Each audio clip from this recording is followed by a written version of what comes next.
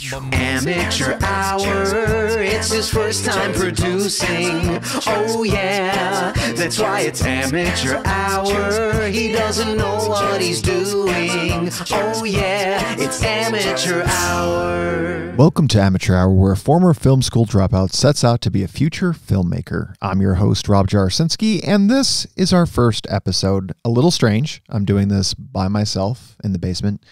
No Carrie, no Tim, no Brennan across from me.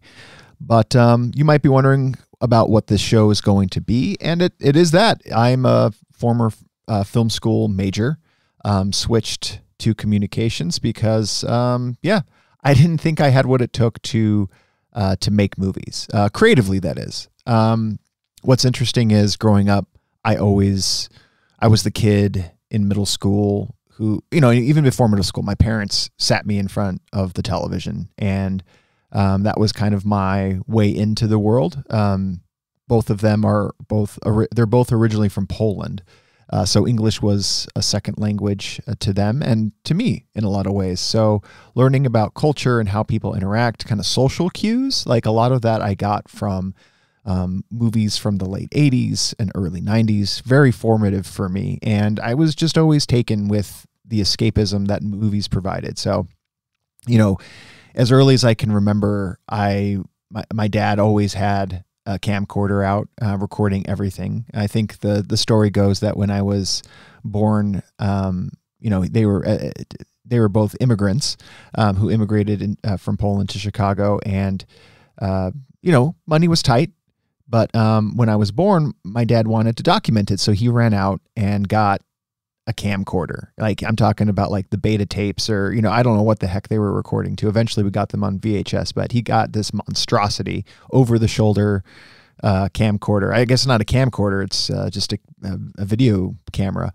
And so I just always remember there being like a camera in my life. And when I was old enough and things were a little bit more portable in the camcorder side, using those, mini DVs or mini VHS tapes or whatever, I started, walking around with it and documenting things, making funny little shows throughout middle school. And, I always loved memorizing lines and trying to recreate scenes. The thing that I lacked, however, though, is a lot of patience. Like, I wanted things to be done quickly and done well. And those are sometimes two things that don't go together well. But nonetheless, I even went as far as in high school, having done a lot of shorter things.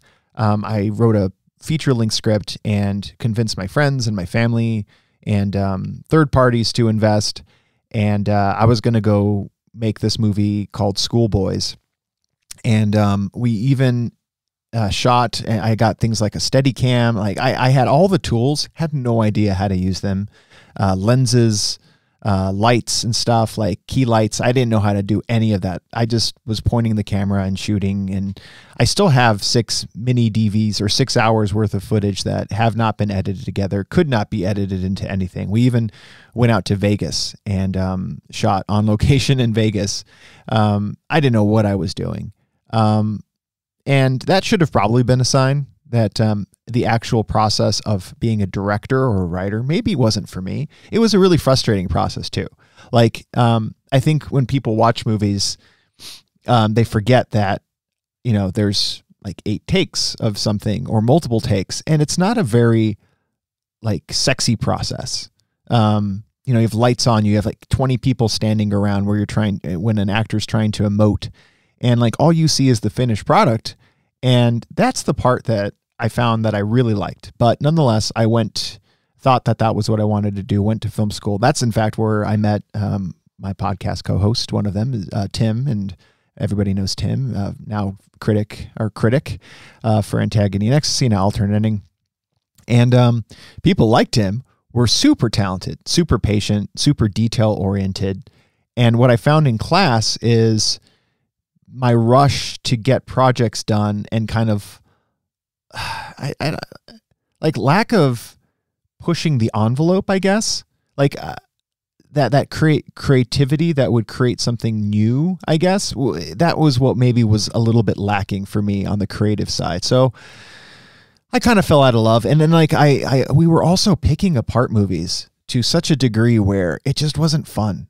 I just wanted to watch and let them wash over me. And when you started being very critical of films and seeing how they were made, it kind of took the magic away. So I switched to communications, and ever since kind of took a more business path, and have been in financial services for what's now like 15 years, and, have built a life around that, but obviously never stopped caring about movies. Started Alternate Ending with Carrie just because we started talking about movies and love to talk about movies. And Tim was getting his PhD out here, so we all partnered together and started Alternate Ending back in 2016.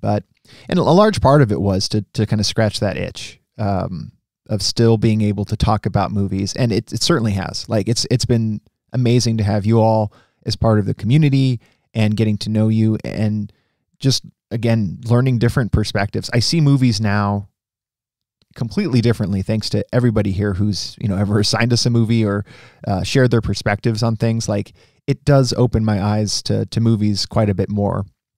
And it's provided a ton of opportunities to see movies and to be part of experiences, because I'm such an experiential person. My 40th birthday is coming around, so part of the reason maybe decided to make a movie is because maybe it's a midlife crisis thing. Who knows? I don't know. I'm not, I guess, that self-aware to know if that's the case, but it was always to be part of the process. I like being part of the process. So since starting the podcast, I've been able to go to a couple film festivals, interview folks, and it's been really neat. I wouldn't say it's my niche. Like I feel like I'm the type of person who could fake their way into a lot of things. And we were doing, a lot of celebrity and actor interviews, but the amount of stress that caused to be on all the time was super taxing. And like, I'd sign up for it. The day would come, the hour would come right before, and I would be like, oh, I just don't want to do this. And, I look back now, I look at those videos, and it's so cool. It's so cool to be able to have those opportunities. But, I think at the end of the day, I still wanted to be part of making a movie.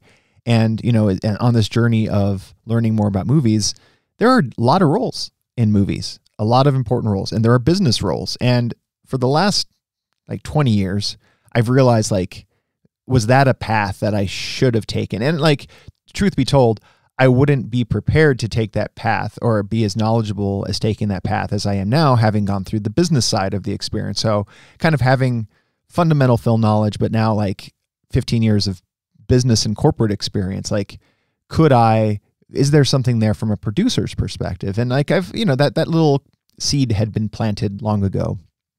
And thankfully, Alternate Ending, we've been able to grow and add contributors. And, as I look back on this journey of what is now a project that is funded, our Kickstarter goes live June 1st on the start of Pride Month for Hauntology, a project that I'm obsessed with, frankly.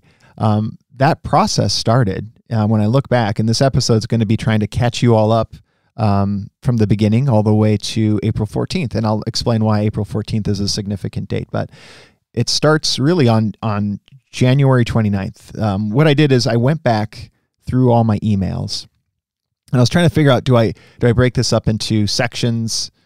Do I try to do it chronologically? And that made sense. Chronologically made sense. But what I'm going to do throughout the series is as we document, and it's almost like a confessional, but I'll have guests on when we get into more talking about casting. I'm going to bring a casting director on. When we talk about producing and investors, I'm going to bring some investors on, just so that you get different perspectives. Because I think what this has shown me is, I think we don't give ourselves enough credit on what's possible. And if you have a dream out there, whatever it is, hustle gets you really far. And I guess I'll start, and I didn't prepare for this, but I'll start a little bit before January 29th, 2022. And I got to give a little credit to Alok Mishra. Alok, you may not know by name, But Alok is one of the producers of the hit, I would say, for sure. It was on Netflix top 10 films for like 2 weeks straight for a film called 1BR. I had the pleasure of interviewing Alok along with Naomi Grossman and the director of 1BR as well. And we all got to sit down and talk before it was a hit. They had literally just got distribution and were heading to Netflix. And we, at Alternate Ending, just being a movie review site, you get solicited from people every day. And you just don't have enough time in there. You'd love to watch every single movie that people send your way, but you're not able to. But what was novel about Alok was that I received a Facebook message, and it was so original and sincere.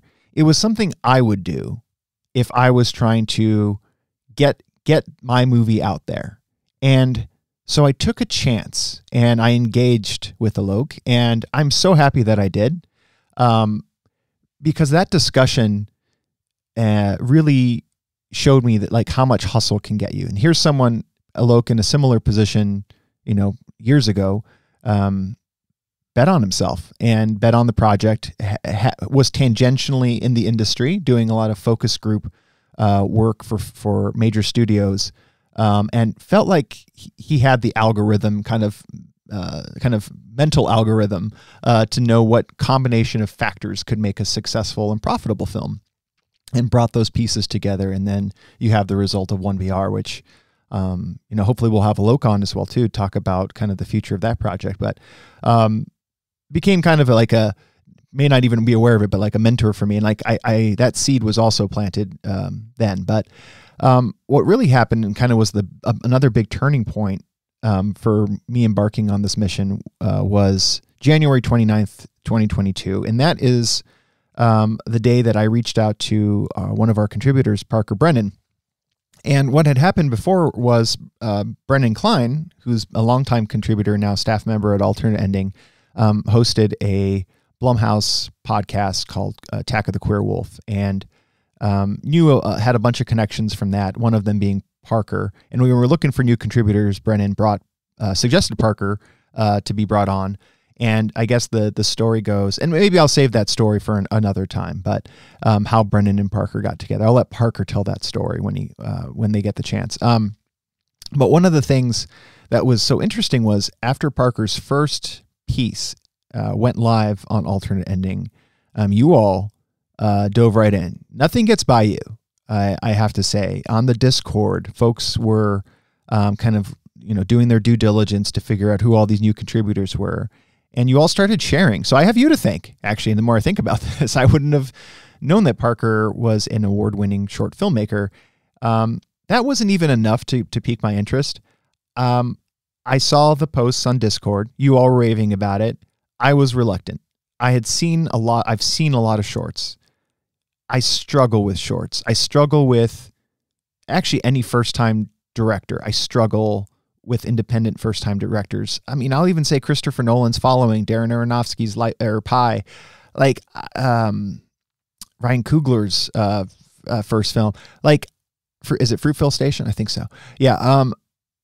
I don't know if I have the ability to like look at the work, separate it out from the resources, and say this person has potential. Like nothing has caught my attention that way because I'm always distracted by bad acting. Usually it's bad acting, or bad cinematography. And what happened with what I saw with Parker? So the first short that I saw was Below the Trees, and I highly suggest you all go out, check out Parker's shorts on YouTube. They're all available currently. Has 4 out there, but Below the Trees immediately, I realized that this is the work of someone who knows what they're doing. And it had atmosphere, and it's just something that I had not seen done. And it just started making me think about what could this person do with resources? Because these were done with almost next to nothing. I think some, Parker was able to kickstart some of their projects, but the majority were like, done for $1,000 or, box of, or a pizza, like a large box of pizza or something like that amongst the cast. But so there was so much promise there. So I reached out on January 29th with Brennan's permission. I wanted to make sure that was cool that I do that. And just asked Parker if they had a screenplay or if they ever thought about, having, their, a feature made. And Parker was so positive coming back and just open to talking, was very flattered that I took the interest. I don't know, one question for Parker is going to be like, how many times has Parker been solicited like this for it? And how many times has it gone through? But we quickly set up a Zoom call like two or 3 days later. And it was Carrie and I. Originally, like, Carrie was super on board with wanting to like support this idea and this creative process, because she's also been looking for just additional creative sparks. She did just take a new role at work, and that, that kind of maybe played into maybe why later on I'll explain what her current involvement is. But yeah, we both left the meeting with Parker on February 1st, like super stoked. And shortly thereafter, Parker sent over a script as well too. And I'm not much of a reader.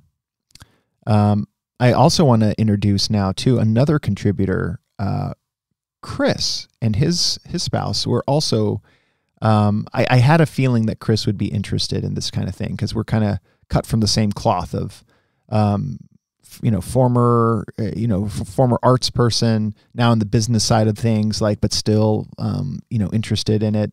So I pegged Chris as someone who might be interested in this. So we started trading some emails and texts about Parker and saying like, oh my goodness, like, isn't Parker stuff great? So atmospheric, like, let's check out, what Parker can do with a feature. And actually, Chris and his spouse were the first to read the script, because I'm such a slow reader, and they read it in like a day. And it took me a while to get through it just because I'm a slow reader. I really liked it though. I think the thing that I loved about it, and what Parker ended up sending us, was Hauntology. And what it boils down to is this story of the way, like, it had me at the opening sentence, because what it was a young girl, around at age 11, is dragging her suitcase through a dark suburban street and has made the decision to run away from home. And immediately, as a dad, my mind went to my kids in picturing one of my daughters dragging their little Minnie Mouse suitcase through the streets. And thankfully, the older sister pops in and says, what the hell are you doing? You can't run away from home. Thankfully, they were around and managed to get them in the car. But you can't negotiate with a kid at 11 once they made up their mind, especially a stubborn kid. So what the older sister decides to do is strikes a deal. Says, hey, I'm going to take you. You know me. And the older sister is a lover of horror, much like all of us. We have The Bride of Eve. I know there's a lot of horror cinephiles out there. So the older sister is a lover of horror films and storytelling, and says, hey, I'm gonna how about this? Let's see. I'm going to take you through town. We're going to stop at the 4 spookiest places where these ghost stories are. I'm going to tell you these ghost stories. If you get scared, then I know you're not ready, right? You know you're not ready to run away. But if you do get scared, then you have to come home. All right? And that was it. Like, I didn't really need anything else other than that. The 4 stops along the way, and this is an anthology, which we'll talk about a little bit later. But yeah, it almost didn't matter to me what those 4 other stories were, although they're very good. It was that's what I really latched onto. And that probably speaks a little bit more to the way that I watch movies and things that I look for in movies. But that is really what stood out to me. So, and I can't get into much else because that would be spoiling the film that we hope you all will see soon. So I was all in. At the time, Chris and his spouse were super busy. So we kind of don't see Chris and Laura until a little bit later. And I just said Chris's spouse's name, and I hope that's okay. I think it's okay. Yeah, I think I've said their names before. So totally fine. But now you're going to start getting a sense into Rob and the way I operate in almost a manic fashion. I start just going and getting stuff done because I'm a fake it till you make it. I've said that before. I'll probably say it a few times on the podcast. Is you have to it's chicken or the egg, but you want to be both. To explain that better is you have to build the brand and the reputation as though you have it before you do. And that is what I felt that this project needed. Was I wasn't going to, I knew that if we wanted to move forward with it, we had to be bigger than we are, and we were able to be, and then we would be that big, if that makes any sense. So the first thing that I know to do, I love easy checkbox type things, and marketing and things like that. So really the first thing that I did is once I knew that I wanted to do something with this was I snagged all of the social media accounts. And actually, now that I think about it, it probably came back to Alok and 1BR, is they were killing social media, just constantly engaged on Twitter and Facebook. And it's like, I think now they have a social media manager, but at the time it was just Alok rocking it. So I wanted to make sure that we got our good vanity plates for, and I snagged the URL as well. And I did a couple ones. I did Hauntology Film and I did Hauntology Movie. That's a tricky one for me too. Like I think there's some prestige that comes with film, but I also realized, like, as I looked around, did some like research on what other films are called or movies are called. Everybody was doing movies. So what I have now is hauntologyfilm.com. It gets routed to Hauntology Movie. But yeah, I picked up all the social media accounts and just sat on them, and I didn't have anything else. And at this time, like, Laura and Chris were still both in the conversation, and we were having like meetings once a week about talking about, hey, before we invest, what needs to be true? And we created a document called pre-investment considerations, which would later morph into kind of like an investor overview. And it was just basically like a list of questions. Why 5 stories? Initially, I think Parker had 5 stops along the way. And, at the time, the way the stories were structured, one was, we thought, difficult to execute on a low budget. And Parker recognized that out front. That was Parker's kind of, I think Parker said he went through like a Chernobyl phase and had written something that was very epic as the finale. And we quickly said, like, yeah, that one might be challenging, and maybe five is too many. We really want to, keep it kind of at a shorter, maybe shorter length. Attention spans are short. So that was one thing. We did talk about, and I said I'd get back to it, is anthologies. There is a resistance in the industry and for some to anthologies. A lot of people don't like anthologies. I don't have a problem with anthologies. I like anthologies. I guess a lot of criticism there being that the continuity is bad, but that's obviously not a problem with this one, just because there's one director seeing the vision all the way through. The other problem that people have sometimes with anthologies is that through line. And that was a fair criticism of Parker's script at the time. The through line, it was more stop, cut to story. And like there was a through line, but there was no connection, if you will. And that was something that was addressed in a later script. So, but yeah, we called that out in some of our early investor or pre-investment considerations. We had a lot of business related things. We ended up having like a spreadsheet of like every thought that we had. And like I suggest that for any person starting this out is write your thoughts down, get them down. If you're not a spreadsheet person, do a Word document or Post-it notes or something. Don't forget your questions. We were talking, some things that we wrote down as like simple business things, like should everybody sign an NDA? Do producers and investors need to show proof of funds? Like these are all kind of like things that we started thinking about even before we reached out to a business attorney or anything like that, how profits would be distributed. We have some, like, as I'm flipping through this, how some easy or just some considerations.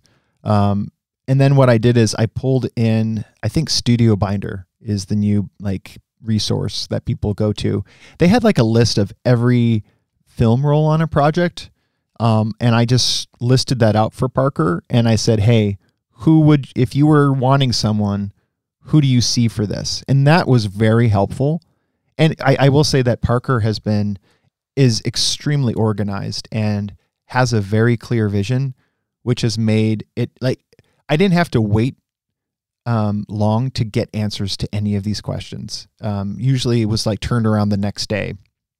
And a lot of the answers to the questions, as I'm going back through this, our budget was, much smaller at the time. The answers to who's the casting director, who's the camera operator, who's the gaffer grip, who's the line producer, who's the film editor.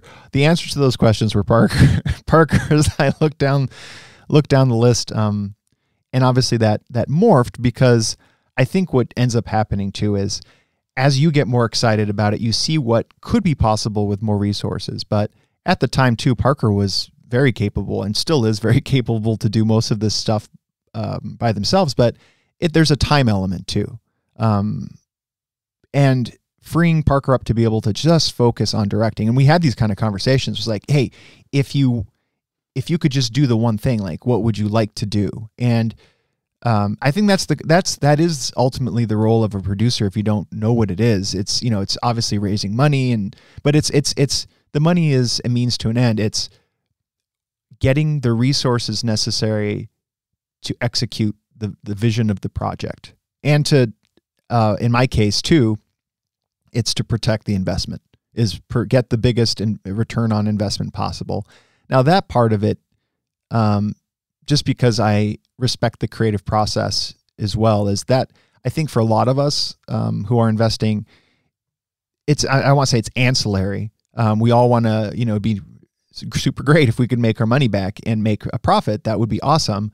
But I think everybody's been very considerate of the creative vision that Parker has, and, not trying to mess with that too much. And Parker is super budget conscious.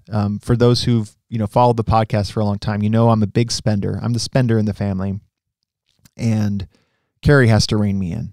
And it's a little bit of a flip-flop relationship in the film world. Is I'm always thinking about how we can improve something, and then Parker's always coming back to me and saying, well, what about the budget? And the budget can't handle your 10 drone shots that you have in mind. But hopefully we will have at least a couple drone shots. So going back to kind of where we were, is those investment considerations morphed into, oh my goodness, like the things that we want are going to exceed what our resources are as far as investment go. So you either cut back and you trim down things and you do more things yourself and you trim down scope, because the movie could have been made for $100,000. But if you're going to do something, you do it right, So I don't have $400,000, or at the time, I think we were saying, 200 was the kind of the idea. So I started reaching out to other people. And initially it was a very select group of folks. And then it just started, if I didn't hear back, or I heard no, or I didn't get like a good feeling, I started expanding.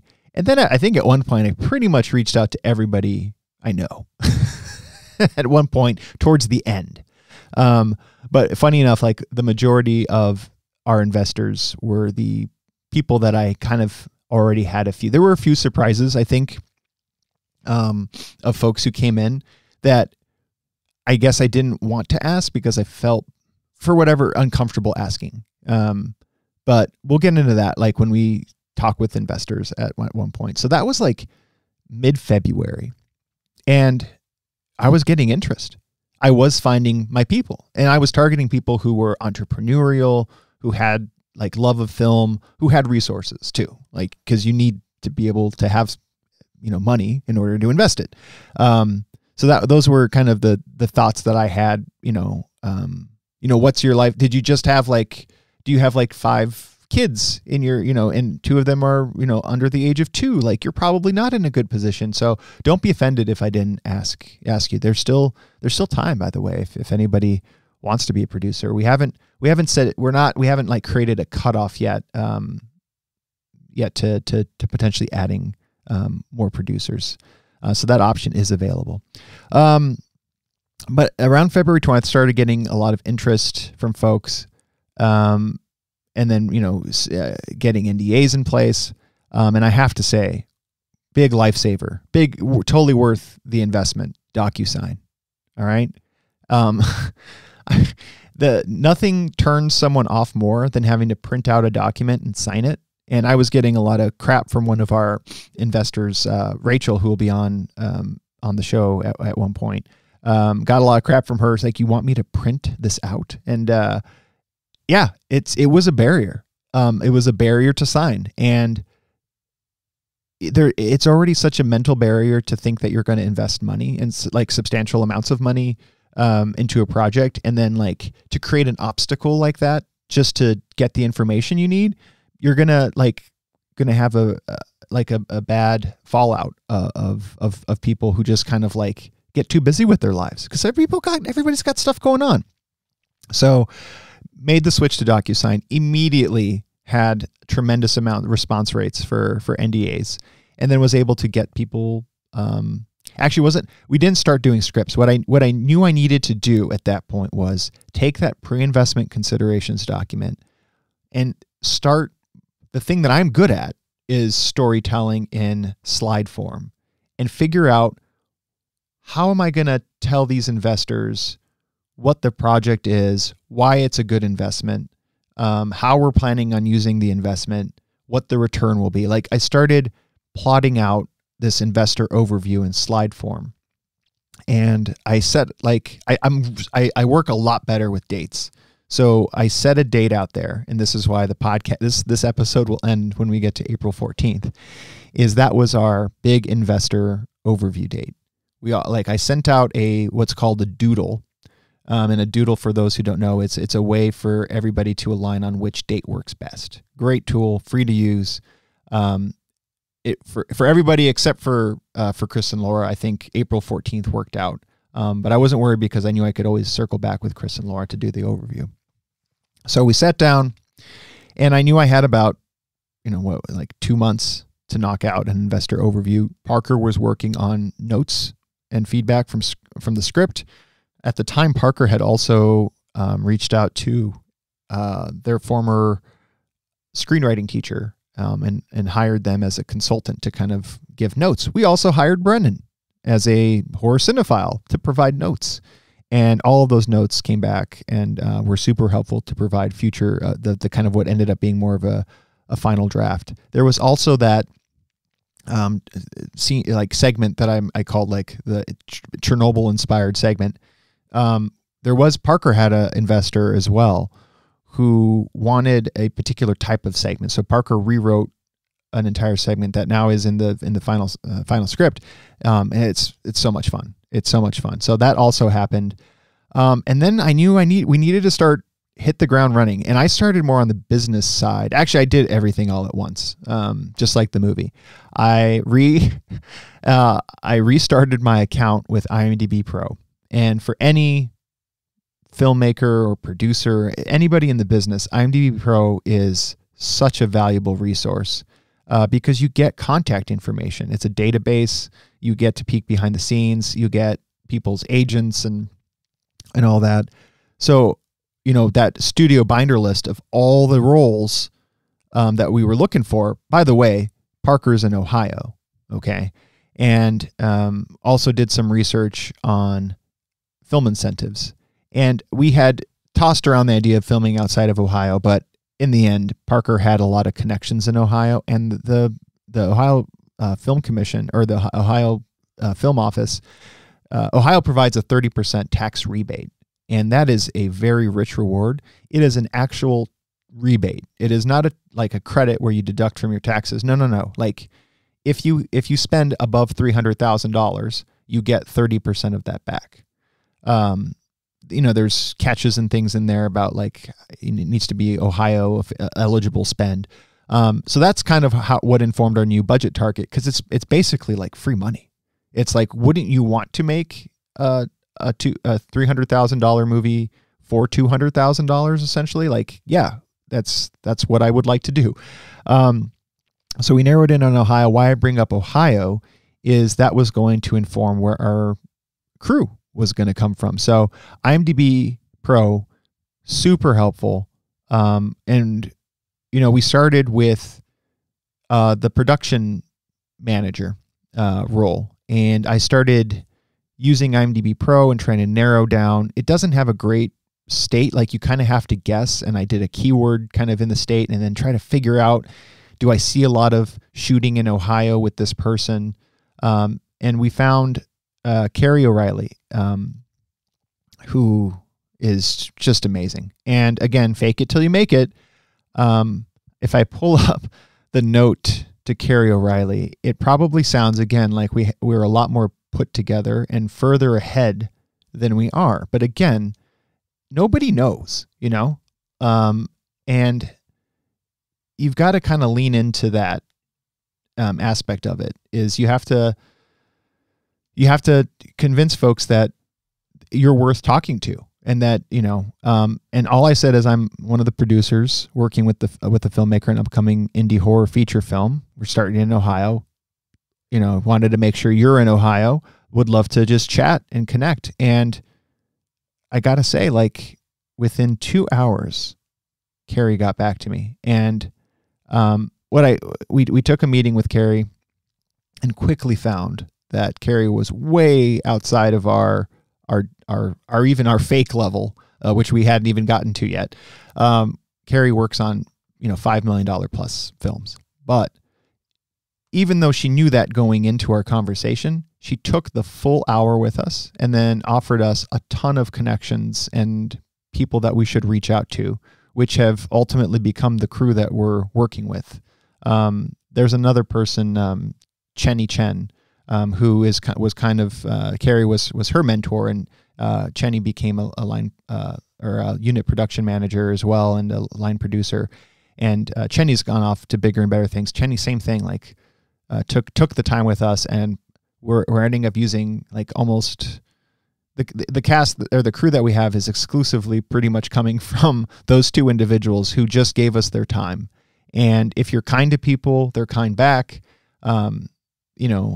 I owe them so much. I'm going to have to figure out a way to thank them properly from this beyond the DoorDash gift cards that I sent. I'm like, that's from my parents. I tend to do that, is thank people with gifts, just to try to balance out the scales. But I just got a ton of knowledge and resources thanks to those two. The other thing that we started researching was, I knew that we were trying to form a business, essentially, right? Like, you need to protect yourselves and your investors. So before that April 14th meeting, what we needed to have in place was, how is this all going to work? And again, I'm telling investors that, I know how it's going to work in my head. That's great, Rob, that you know how it works in your head. But we need to see like an operating agreement. So I knew that we needed a legal team. We reached out to Maritza Shea Nelson initially. And then we also reached out to another legal firm called Dinsmore. And we interviewed both. Shea was amazing, like out of the gate. Spoke very plainly, which I appreciated.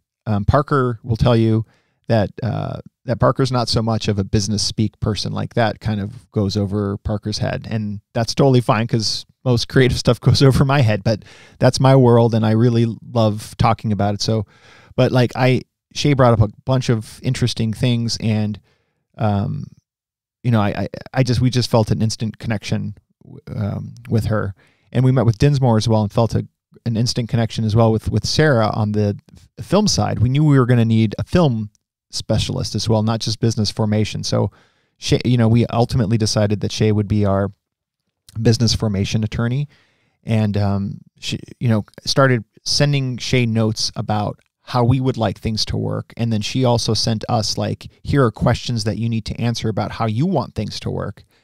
So then she started, cranking through, and we had probably a few meetings along the way between that initial contact in late February and when we finally got the final agreement about a week in advance of April 14th. And that we got that in place. Little premature for the film attorney. That was going to be used for casting and for crew offers and for distribution negotiations and things like that. But was so happy that we made that connection with Dinsmore and Sarah. We also reached out to, because that tax credit now has become such a carrot for ourselves and for investors, we wanted to work with someone who had been able to get it multiple times, and worked with PCPA and able to connect with Alex over there. And that was a huge resource. So anyway, like as far as moving through the timeline, that was I went back and I looked when my alternate ending emails to Parker stopped, and when I started using my Rob at hauntologymovie.com emails, and that was March 3rd. And since March 3rd, I've sent 200 emails. So that's a lot of emails, but it kind of speaks to that hustle again side. So what I'm doing in the meantime is still reaching out to prospective crew members, using IMDb Pro, looking for Ohio, reaching out to the names that Carrie and Chenny had for us, and everybody is just saying yes to meetings, saying yes to meet, showing so much interest in the project. And it's just building my confidence more, like when I hear people respond, but none more than probably D. Lynn Myers, who's just heralded casting director. It's the casting director you want if you're in the Midwest. All the way back to Shawshank Redemption, to Carol now, more recently. Lynn and her assistant casting director, Becca, were just so moved by the concept, like the little pitch of what the story was about. We just connected instantly, and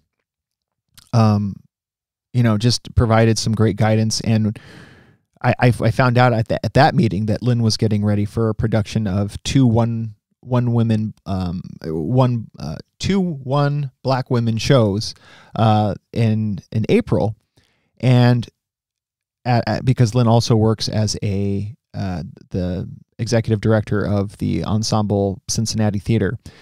So I thought it would be really cool if I hadn't even met Parker in person. I had made kind of like a loose promise to Lynn that I would love to come see the opening night of the play, and use that as the opportunity to connect with her, with Parker, with other people that we've been talking to. So quickly thereafter, I booked a flight for April. We'll get to that part of the story. Then it was just a lot of thinking and still pursuing prospective investors.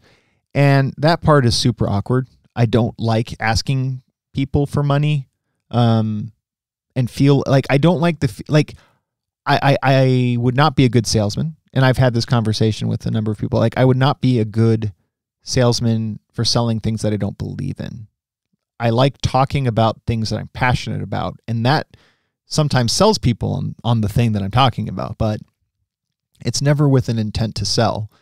But in this case, it is, because I can't do this on my own, and I am dependent on other people buying into this idea. So like a lot of pressure, but I also don't want to be a snake oil salesman and promise things that aren't possible. So we were very upfront with everybody, like, this is a movie. Like, we have no idea how, even if it's amazing, which we think it will be, what the reception will be.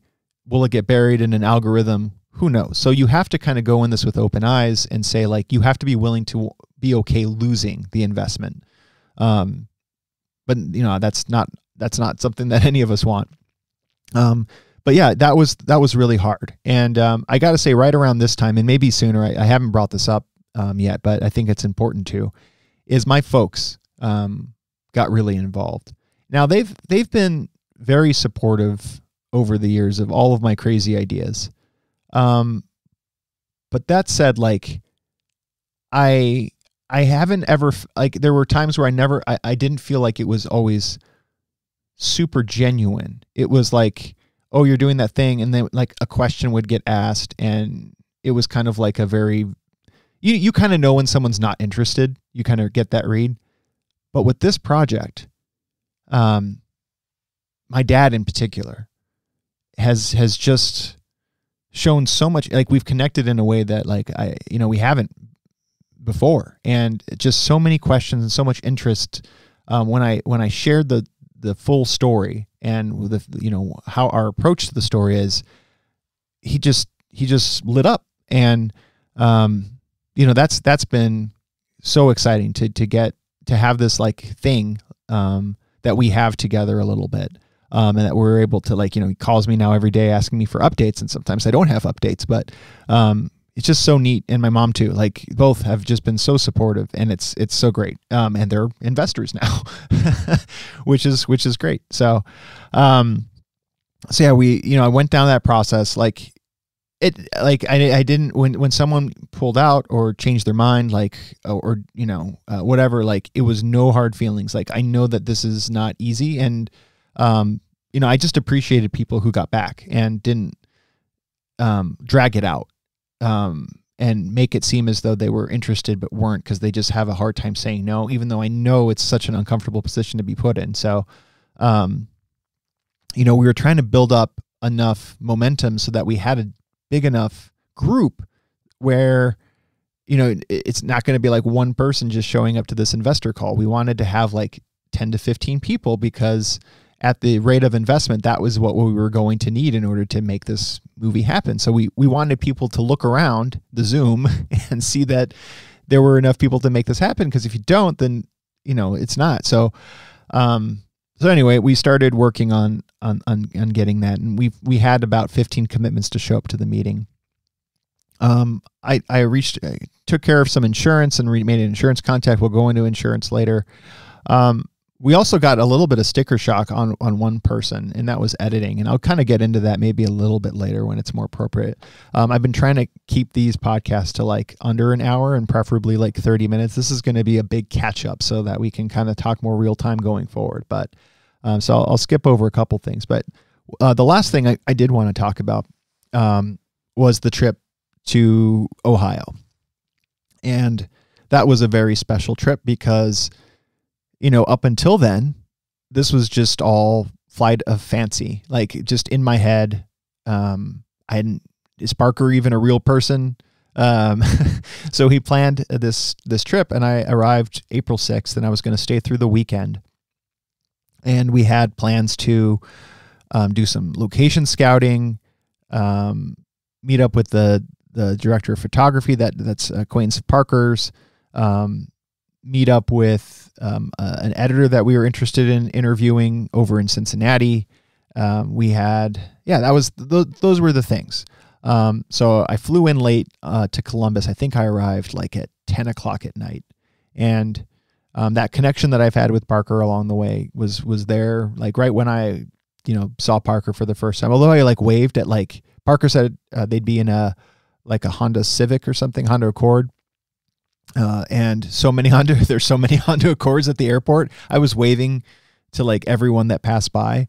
Finally Parker pulled in, and, we had a nice hug and embrace. And, it's like, we're doing this. This is like a real thing. And, there was never any awkwardness or silence. It was just like, just a good, pen pal that I've had and finally get a chance to meet. And what this is important to share because it shows a little bit about me as well, is the thing I really liked about Parker was so respectful of what my vibe is. And that is, at a certain hour, I just have to crash.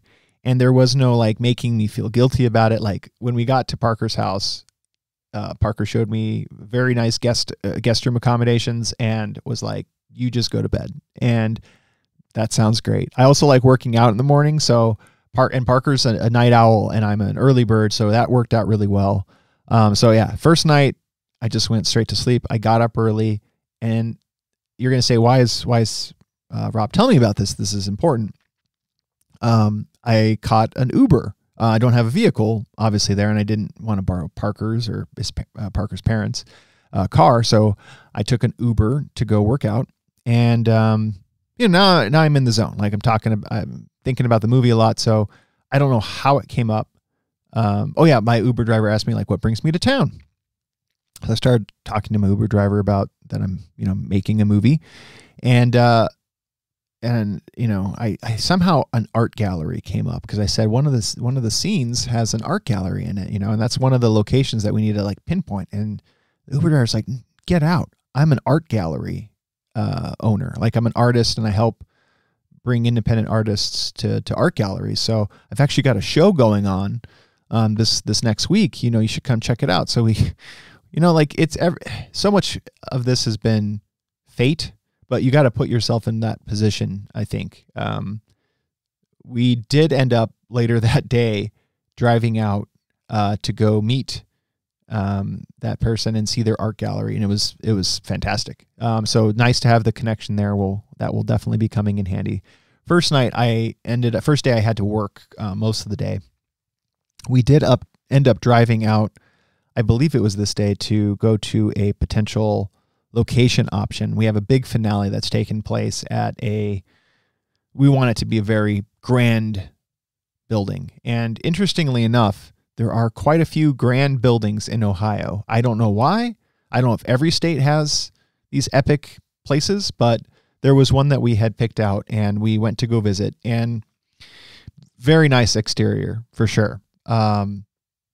The interiors were not of the period that we were looking for. So, kind of like deflating a little bit to have that experience. And, because that was kind of our number one target, I think, at the time for locations. And by the way, at this point now we have a location spreadsheet with kind of key segments of the film. And like we had gone on Airbnb and VRBO, or Verbo, I guess is what they call it. And, we've just been tracking everything. Super important to be this organized. Same thing with cast. Like we already started putting names to people and ranking them amongst ourselves. And same thing with crew. Like this is a very important step, is to just like have this all documented. And, so a little disappointed from that. We shook it off, grabbed some pizza downtown and went home and had a movie night, and also had the chance to meet Parker's wonderful parents, Linda and Kent. And yeah, it was, they were a joy to get to meet. But yeah, Parker, they ended up going, I think, to their family farm for the evening. So Parker and I had the house to ourselves, and we ended up watching Uma. And I was pretty psyched about it because, again, kind of high concept, independent horror film. Really loved the concept of kind of this aspect of fear of turning into your mother, and that fear manifesting itself in the form of horror. And that movie scared me, not because of the movie being like, scary. Scared me because it was like, oh my gosh, this is not good. And it wasn't like, the dark scenes were too dark. It wasn't scary. Some of the acting was bad. Sandra Oh was amazing, but like the acting was a bit stiff. The writing was stiff. And then I started thinking, oh my gosh, like this movie is a couple $1 million, I would imagine. And why is it so bad? Like, I wouldn't know. How would I know? And what could I do about it if our movie ends up being this bad? But what was interesting is Parker has this confidence about them, and it's very self-assured, and it's not coming from a place of arrogance,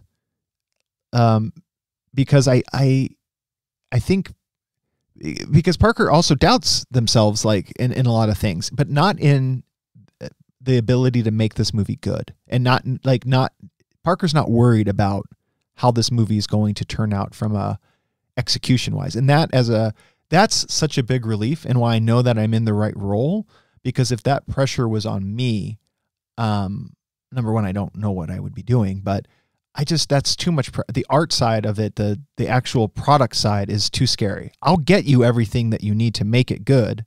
You tell me, like, and then having Parker, who knows what they want, makes it easy, because then I can just go get it, and I can figure out ways to make that thing happen. And that's been the beauty of the relationship. So we did that. We went and checked out another location in Dayton. And then we also saw another location kind of up towards Cleveland. And that one made us feel so much better because it was initially just, on paper, our backup choice to the first one that we were disappointed on. But then when we saw it in person, it was like, oh my gosh, yes, this one. That was just such a great trip, reinvigorating, and perfect timing to kind of like get that energy. And I thought it was super helpful to be able to tell investors that, hey, many of whom are my friends and family. Ultimately, Parker, has a family member who's invested as well. But primarily it's all my friends and family. So like for me to be able to go out to them and tell them that like, hey, I met this person. It's the real person. It's the real deal. I went and tangibly saw these locations. I'm trying to make sure that they are staying excited along this process. At this point too, I started kind of informally recaps and conversations with them just to keep them apprised of what was going on. And right around that mid-April timeframe, or early April timeframe, Shay, our attorney extraordinaire, came back with kind of the draft agreement. And I was able to go through that and kind of start making comments and what we call in the business world redlining. But it wasn't really redlining. It was just like inserting comments where we had questions. And and I had finished, by the way, the investor overview as well too, which ended up being about like 30 slides. And that's where I'll probably leave you all today, and hope to continue this on a weekly basis on Wednesdays. I'll try to catch everybody up by next week because things are moving pretty quickly. So I'd love to start chatting about where we're at more so than where we were. And then I'd also like to start bringing some guests on as well too. But I would be remiss not to mention that, again, June 1st, we have a Kickstarter starting, and we would love your support. Again, I'm doing the shameless self-promotion because you got to. That's part of the job. If you can go out there, we're going to have some fun rewards and perks. And I'll talk a little bit about the Kickstarter process. I think that would be a fun topic as well to bring up as we get closer here in the next couple of weeks. But I will, for the next episode, I will walk you through how the investor meeting went, how many folks showed up, how many folks maybe, I think I can disclose how big our company is now, but obviously we're still moving forward. So that, I guess that's a bit of a spoiler. But yeah, it may not have been as smooth as one would have anticipated, kind of coming out of it. So I'll share, I'll go over all of that. And thanks for listening. Hope you're getting some value out of this, especially if you're, just interested, peeking behind the curtain. Was a lot of fun talking to you all. So I will catch you next time. It's amateur hour.